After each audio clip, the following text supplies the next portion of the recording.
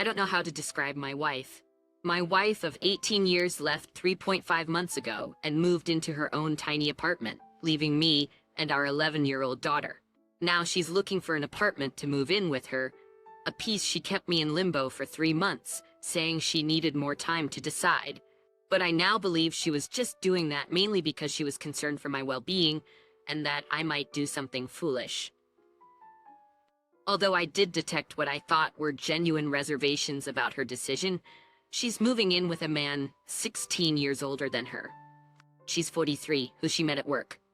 He has been kicked out of his home by his wife after I anonymously exposed the affair. That may have been a mistake in retrospect, since it may have hastened the two of them moving in together once I found out that they were getting a place together. I contacted a divorce lawyer, and my wife agreed that we could try to get an uncontested divorce. She basically says she once loved me romantically, but not anymore. I have stopped associating with her and tried to keep communication to topics strictly related to our daughter. Although I have slipped up and sent messages that expressed how hard this is and how much pain I'm in, which probably isn't a good idea, even though I plan on proceeding with the divorce, I want to reconcile, even though the chances seem very slim. My questions are, should I not pursue the divorce right now and maybe wait a few months to see if the affair collapses? Has anyone who has been through this have any advice as to how to cope better? And has anyone been through a similar situation that has ended up in reconciliation? Comment. Repeat this to yourself. In fact, you should print it and post it by your bed or bathroom mirror. I am no one's backup plan. You need to move on. 97% of affair relationships fail after the APs have left their spouses. Reality will deal with them, because now it becomes a real relationship with all the hardships that entails. No more lollipops and rainbows and living in a fair land. Never allow yourself to be her backup plan, and that's what she was doing to you prior to OM getting kicked out. What you did was still the right thing to do. Now your WW will have to pay your child support, and OM will be paying his wife child support and possibly alimony. All this will be a huge stress on their relationship. Add 2 angry, betrayed spouses, angry children, and friends and family. Yeah, the affair won't be so rosy when reality hits. Why would you want to be her backup plan? Why do you want to have her back after all she's done to you and being used for months, years by an OM? Have some respect for yourself and your child. This is a bad example you're setting for your daughter if you allow her to come back after you. W has had her fun in her affair. You would be upset if her husband was doing this to her that your WW is doing to you. P responds, suppose that I'm still in love with her, and that's clouding my thinking. As far as being a backup plan, I suppose that's what it is. But if she genuinely realized her mistake and wanted to return and repair things, it would be hard for me to resist. She is still trying to stay involved with our daughter, but I know she struggles with the emotional part of that. My wife is a childhood abuse victim and has disowned her family, her faith, and now me. Just cut it all off. I have to say, her deciding to be with someone else after all we've been through is heartbreaking. To become a part-time mother really surprised me, but seeing the road she's been on for years, I guess I shouldn't be. My wife is a very selfish person, which actually is helping to lessen my feelings for her. What she has done is unspeakable. Right up to D-Day, she was saying things like, I love our family, it's you and me forever, and of course I love you so much. All eyes, so yes, I will do everything to protect my daughter. In the state I live in, there is no contact with a non-related member of the opposite gender for the 70 days between filing and court date. She thinks I should let her break that rule. She has agreed to not fight for the house or custody. As of now, I am in the driver's seat. I have my first lawyer appointment tomorrow at 4:30 p.m. I had a discussion on the phone with her at lunch. She complains that the two of them are having trouble scraping up the money for first, last, and security deposit, and that they will be quite cash poor. He is paying hefty child support now, and she only makes $700 a month. I had to cut her off. I don't want to hear it. I realize that everyone on here can only hear my side, but quite honestly, there was nothing happening in our marriage that warranted this. There was no abuse. She was taken care of financially, with at least one date night every week, lunch together every Friday, and sleeping together at least twice a week. There was no arguing or strife, and we had lots of family activities. I am just having a hard time wrapping my mind around the psychology of this. There were no signs that I could detect whatsoever. She voiced no complaints. In fact, she seemed happy. I guess it must have been the affair, and she just decided she wanted that more. To leave me is one thing, but to leave your child is mind-boggling. I can accept her not being in love with me, although she told me recently that she was in love with me for a long time, and I believe that could have been rekindled had she told me prior to the affair. Regardless, it doesn't justify cheating. Tell me you're leaving, get a place, divorce me, and then date. A week later on Saturday night, I got the call. My wife is 1 week away from moving in with a P and is now panicking. She says, "Is it too late? I want to come home." I think the fact that I've started the divorce process and her impending move have brought this on. When we talked on Sunday morning, she was less sure about coming back and she wants to talk tonight. My guess is that she spent Sunday with him and she'll now be back to moving in with him.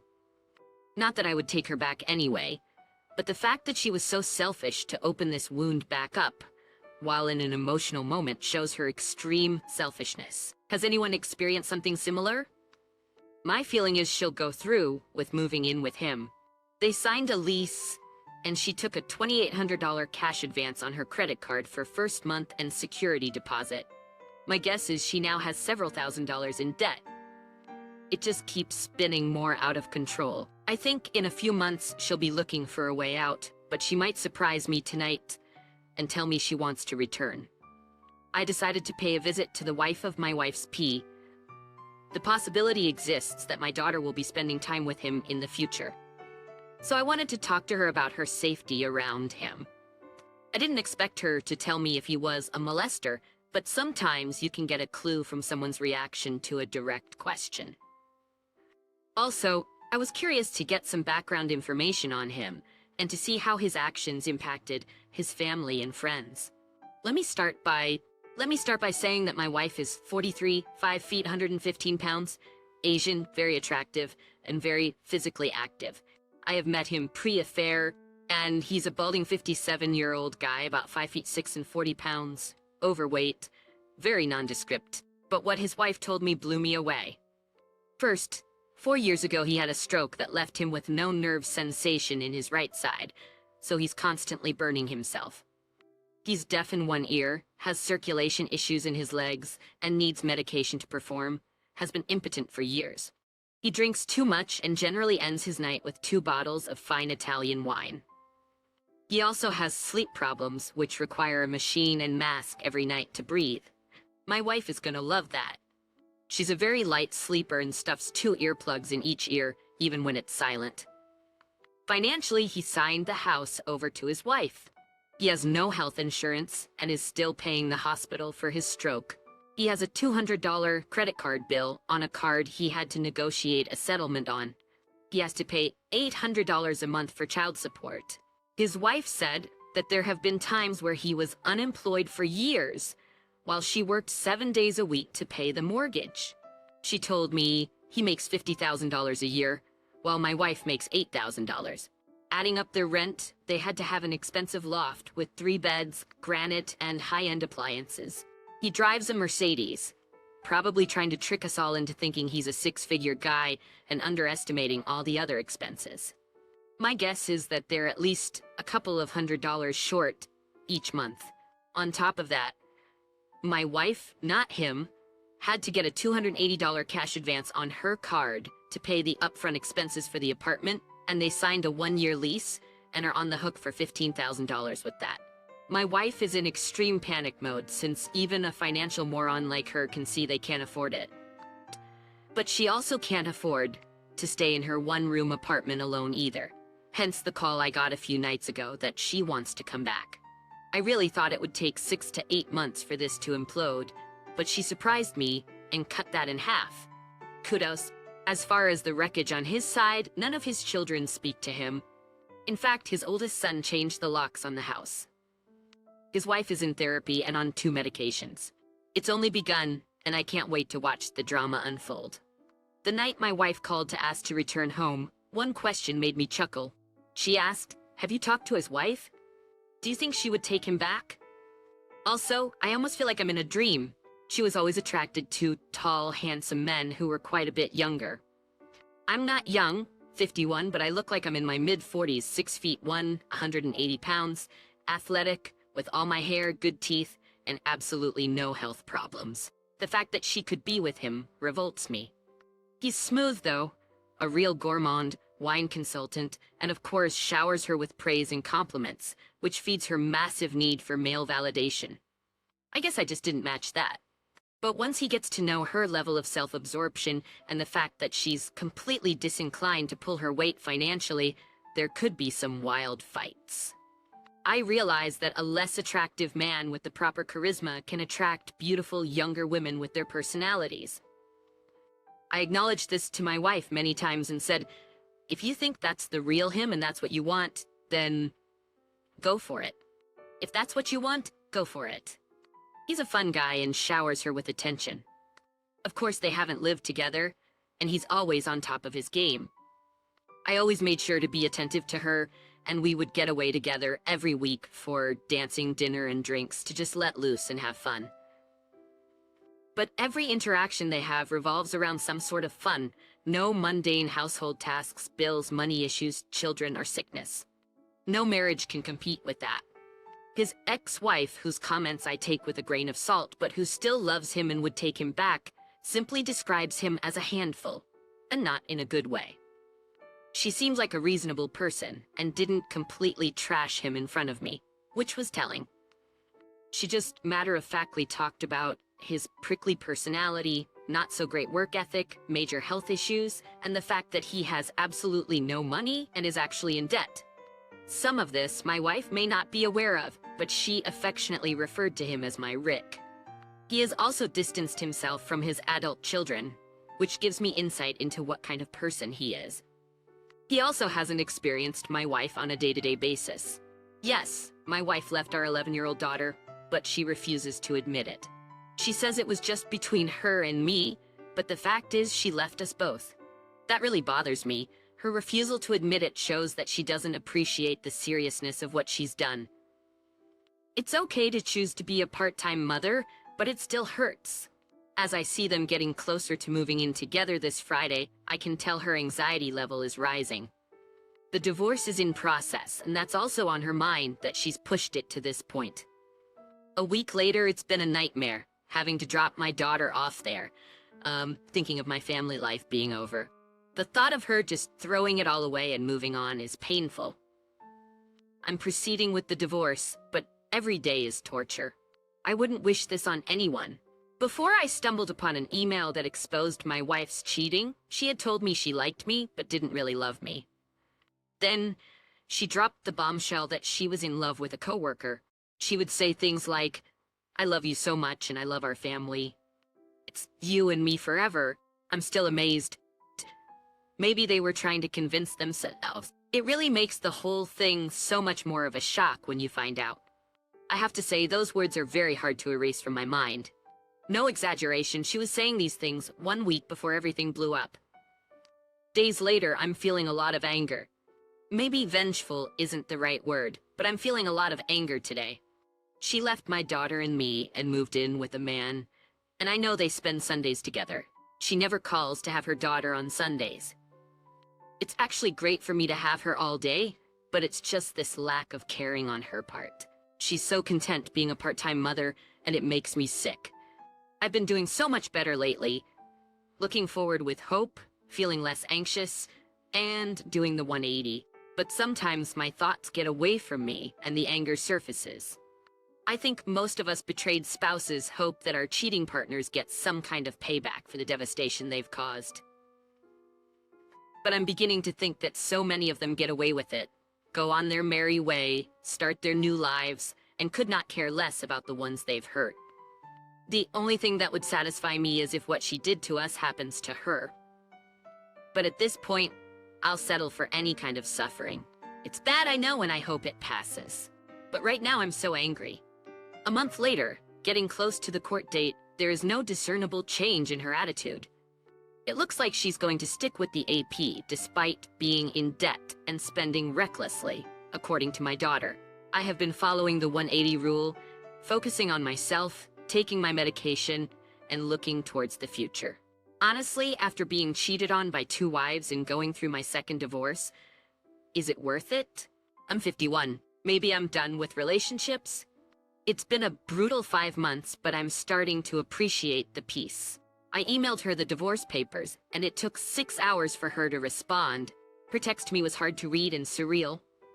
She knows I'm serious, and my only response to her was, I will let the lawyer know it's a go. The court date is October 31st, and seeing the final agreement, while sobering, didn't affect me emotionally as much as I thought it would. The 180 rule has been a lifesaver for me, allowing me to detach and have no contact except for essential child and divorce issues. I have not responded to her occasional attempts at small talk through texts. Her life has been spiraling, with health problems, difficulty finding a decent job, growing debt, and her old car breaking down. Meanwhile, I seem to be moving in the opposite direction. I have my daughter most of the time, and she doesn't want to be around the AP. I have been saving money and enjoying going out to coffee shops by myself, as well as spending time with my grown sons. Life is simple. I'm not lonely yet. The weight of dealing with 6 years of her cheating being gone is so freeing. I had no idea how much it was affecting me, but now that it's gone, I finally have peace. Almost 2 years later, 1.5 years ago, my ex moved in with her AP. Yesterday, I received a text saying that the OM has moved out. I had asked him to leave. Since then, we have only been communicating about child issues. It was surprising that she told me about the OM moving out. She also said that she needs to get her life in order and can't do it when there. I told her that it sounded like a good idea and left it at that. When I told my daughter about it, she was quite happy. I'm glad that he got what was coming to him. I always felt that it was inevitable that their relationship would unravel. After all, he was just a rebound for her. The thought did cross my mind that maybe she's trying to get back with me. But as I thought about my feelings for her, I realized that I no longer have any. It will be 2 years in May since D-Day. I feel at peace with being single and free from her drama. The passage of time and what she did to me and her daughter has apparently killed any remaining feelings I had for her. It's good that I feel mostly healed, but I'm sad when I think about what we had as a family and how she threw it away. She was so in love with him, but now he's been tossed aside. Who knows, he might come back, but I don't care either way. I'm looking forward to a new life, just 1 month shy of the 2-year anniversary of D-Day. For the past couple of months, I have been picking up and dropping off my daughter at my ex-wife's apartment. We used to meet in the middle, but today when I went to pick her up, the OM drove up and parked. I got a full view, and all the emotions of anger and sadness came flooding back. But I held it together and put on a happy face for my daughter. As soon as I left, I let myself feel all those emotions, and as soon as I could text XW that I will not be going there for the foreseeable future, I guess 2 years isn't enough time. More healing to do. This, by far, is the biggest trial of my life. A week ago, my ex-wife insisted on getting together in person to discuss a child issue. We haven't spoken in person for months, and I told her, can't we text or talk on the phone? She insisted, so I let her come over and we sat outside and talked. After we resolved the issue with our daughter, she started asking me how I'm doing, what's going on with friends and family, etc. She also told me some of what's going on with her. She complained about her Possum's drinking, that he left for a while but came back, and that she wishes she could live by herself. Then she asked if I think we could ever be friends, maybe go out once in a while, since she says she has no friends and spends most evenings alone. She said she misses me, looked at the house, and said that with our combined income, we could live well, but that working 40 hours a week is killing her. I was non-committal. It's been 2 years, and I'm feeling much better, but part of me is interested in listening to her. I guess I still have the desire for answers. It's crazy to still want to put the puzzle of why and how together. Much less of a desire to do it than a year or two ago, but still there, nonetheless. Oh, and she tossed in this unsolicited comment. I don't know if I could ever be intimate with you again. Join the club. Comments. What the duck? Do not walk but run, and run fast. Tell her, in no uncertain terms, that any and all conversations are to be about our daughter and our daughter only, preferably by text or email. She has earned every ounce of her misery, now let her stew in it. You will never get closure from her. All you will get is used. Listening to her complain about the guy she cheated with. No ducking way. Hope you didn't pick up the check for dinner. Stick to kid issues. Find new women to socialize with. Too bad she is lonely. OP responds, well, I disregarded all the advice to not get together with my ex-wife and did it. I've been putting off posting this, but I decided to because maybe the experience might help someone else who is in a similar situation. I decided beforehand that I would not bring up the infidelity or my feelings about it. It's all been said anyway. So, I listened. We talked about general things, what's been going on with my family, things about our daughter, past things we did together. She was very nostalgic, brought up a lot of pleasant, or what used to be pleasant, memories. Many things I had forgotten. We left the first bar and walked down the street to a place we went to often when we were together. Overall, it was not an unpleasant experience, and it gave me insight into how difficult her life is now, and I could sense her loneliness and dissatisfaction. We sometimes think that when they leave us, they've moved on to a great life, but as many on here have said, generally not. I realize that there is still a pull. I miss family life with her. It was almost always good from my perspective. I suppose that was part of doing this, still hanging on to that thread of hope. But I also wanted to face my fear, to see if I could be in her presence without feeling angry or sad or compelled to vent. And I accomplished that. It helped demystify things, pulled the curtain away, and gave me a glimpse into her life and how throwing me and family life away, like she did, has not led to contentment. Contentment. All her issues have gone right along with her. I suppose I knew all that anyway, but to see it in person was interesting. Anyway, I don't think it set me back. I can honestly say that I didn't feel drawn to her. And having made it this far, I know I can continue to detach. In fact, it may have helped along in that. At around 11, she was getting tired. She had gotten home at 6:30 that evening and said she almost fell asleep on Friday night after those 40 hours. So she said she was going to leave, and she hugged me and left. I stayed and finished my drink. The next day she texted me and said she had a good time, but she's not at peace with things at all. For 18 years, I was a big part of her life. Who knows what it means? She's always cryptic when talking about us. Since then, there has been absolutely no contact from her, and I haven't contacted her either. It was her idea to meet, but I'm not sure what's next, if anything. She could suggest reconciliation, but I don't know if I would attempt it. Maybe she was just feeling nostalgic. I'm just gonna keep pushing forward and healing. But I got the real answer I wanted out of this. There were 7 other men, including the current guy, 4 of whom were from Ashley Madison. These are the ones I know of. Yeah, I know. 1 year later. Don't worry, I did not get back with my ex. I've been dating almost continuously since maybe 2 months after my divorce. I have no desire to fall in love with anyone, but I miss female company. Not just for a good time, although that's definitely a part of it. I'm always upfront with women, letting them know that I just want a once or twice a week thing and I'm not looking for anything serious. I always date one person at a time and have met many really great women. The thing is, I find it to be pretty empty. It's great to have someone to have fun with, go to dinner, see a band, and maybe end up in bed, but it's unsatisfying. I'm thinking that I'm going to take a dating break until I can open myself up to falling in love again. I'm still attached to my old life, haven't broken away from it, and I'm afraid to open my heart up again. But this casual dating stuff isn't doing it for me. I need to do some more work on myself. Story 2. Short story. I dated my husband for 5 years, and we have been married for a year and a half. Shortly after our first anniversary, he started a full-blown affair with a girl who works in his office's gym. She pursued him for a long time and knew he was married. She has a reputation for going after married men, since they have already been vetted by their wives. He was a terrible person from November to the end of January, not just to me, but also to his friends and family.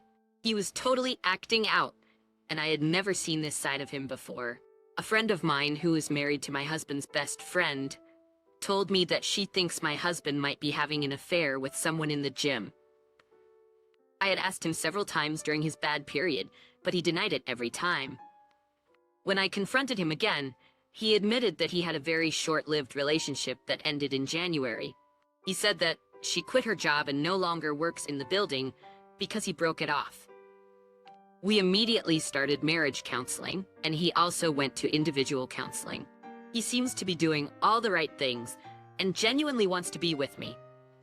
I am grateful that I didn't catch him while the affair was happening, but it is still the most painful thing I have ever been through.